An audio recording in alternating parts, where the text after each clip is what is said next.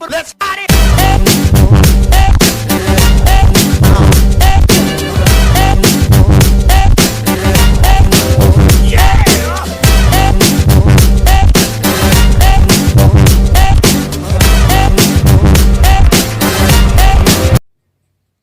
Buen día, alumnos.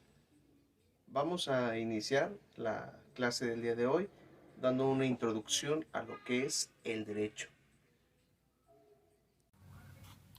Primero tenemos que empezar con la pregunta: ¿cómo inicia el derecho?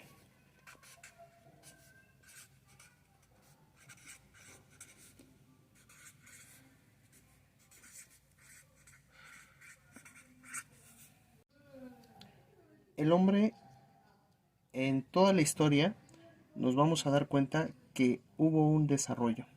Y aquí en el origen del derecho vamos a darnos cuenta que hubo tres: cuerpo, inteligencia y organización social. En las dos primeras sí se puede ver o es tangible el desarrollo, la transformación, el cambio, mas en cambio en la organización social no. En la organización social el hombre tuvo que haber visto analogías basándose en los animales. ¿A qué me refiero con una analogía? La analogía sencillamente es una relación de semejanza. El hombre veía cómo el animal se reproducía, cómo se cuidaba, cómo se alimentaba, y por esa razón él también surge con esa gran necesidad de saber realizar a cabo una organización. Hay que distinguir también que el hombre en el tiempo antiguo era una persona nómada, ¿sí? Sabemos que no estaba en un lugar establecido, sino que andaba de un lugar a otro. Sabemos que cuando es sedentario es porque ya encontró un lugar, y aquí podemos y vamos a darnos cuenta la diferencia o el cambio que hubo en la parte de lo que es el derecho. El tema, acuérdense que nos dice que son los albores del derecho. Al hablar del albor, sencillamente estamos hablando de un inicio de algo.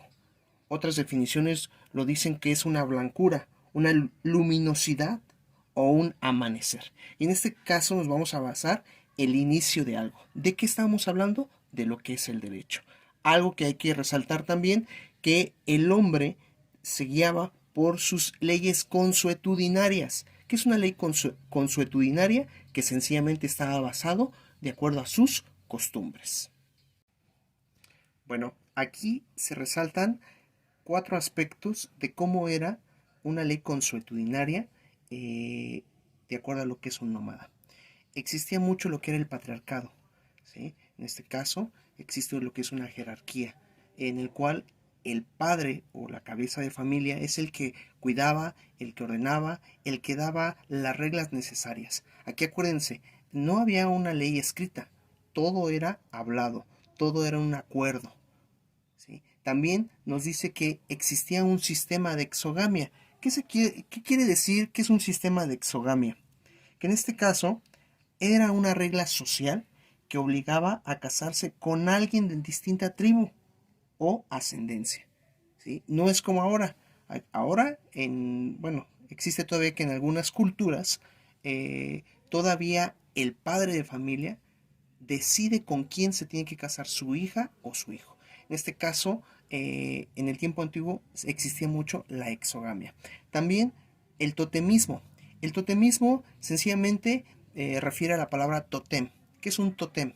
Un totem era una figurilla que en este caso va más basado a un aspecto religioso, y que muchas tribus se dejaban guiar por algún guía espiritual, ¿sí? Para poder tener una ley, una norma, una regla, que en este caso se llevaba a cabo en tribus. Y como en este último punto hay que resaltarlo, ¿sí? Existían muchas tribus, y en este caso resaltaba mucho el patriarcado. Todavía en algunos tiempos o lugares todavía se sigue viviendo ese tipo de convivencia social, pero realmente en la antigüedad resaltaba mucho el trabajar en tribu, que en este caso los hombres salían a cazar y la mujer se quedaba para cuidar a los hijos o preparar lo que es la comida. Bueno, ahora vamos a pasar del otro lado, cuando el hombre ya deja de ser un nómada y pasa a ser un sedentario. Recordemos, es cuando ya está establecido en un lugar.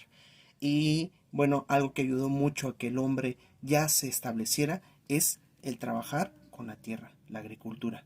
¿Sí? Con la agricultura se abre mucho lo que son las ideas jurídicas. ¿A qué me refiero? Aquí ya vamos a hablar de propiedad, ya vamos a hablar de comercio y en su momento se empieza a hablar con o tener ideas del capitalismo. ¿Sí? Esto ayudó a que las costumbres o que en su momento las leyes, normas o reglas se empezaran a ser escritas. Ya no solamente era un acuerdo hablado, sino que ahora estábamos haciendo un compromiso ya escrito. Ahora, esto es solamente lo que es una introducción, pero veamos o vamos a entender también por qué surge esta ciencia, lo que es el derecho, ¿sí? Y en su momento vamos también a identificar qué es una norma y qué es una regla. ¿Sí? En esta parte o en todo lo que es el parcial, vamos a estar analizando algunas culturas de cómo son sus leyes, quiénes las establecían y por qué razón se llevaban a cabo. Algo que vamos a estar resaltando ahorita mucho es, por ejemplo, lo que es el código Hammurabi. Bueno, entonces, algo que también resalta mucho su guía es identificar qué fue el código de Hammurabi. Bueno, ¿quién fue Hammurabi? Hammurabi, como aquí lo acabo de escribir, fue un rey muy reconocido en lo que fue en la antigua Mesopotamia, ¿sí? O algunos lo conocen como uno de los reyes de Babilonia, ¿sí? Al decir que un código de Hammurabi es porque ya establecen algunas leyes, algunos escritos, que en este caso, ¿dónde vamos a identificar? ¿Dónde queda Mesopotamia? Bueno, actualmente es lo que es Asia Occidental, ¿sí? Y en este caso, el código de Hammurabi recopila de manera impersonal las decisiones de justicia del rey. Esto quiere decir que también, al haberlos establecido Hammurabi, no ningún otro rey tenía la capacidad de cambiarlas. Las leyes eran escritas en piedra y eran inmutables. ¿Qué se refiere con inmutables? Que no se podían cambiar. Eh, Otra de las cosas que hay que resaltar, Hammurabi, ¿sí? No cualquier rey podía establecer leyes. Y en este caso, Hammurabi se atrevió a hacerlo. ¿Por qué? Porque él se sentía el favorito de los dioses. Y por consiguiente, él tuvo ese valor para empezar a escribir ese tipo de normatividad para la antigua Mesopotamia. ¿Sí? ¿Cuántas leyes contenía nuestro código de Hammurabi? Aproximadamente se calcula que fueron 282 y estuvieron enumeradas del 1 al 282. Algunos historiadores nos hablan que no se han encontrado completamente todos los escritos, pero que sí se ha llegado al término final de 282 leyes.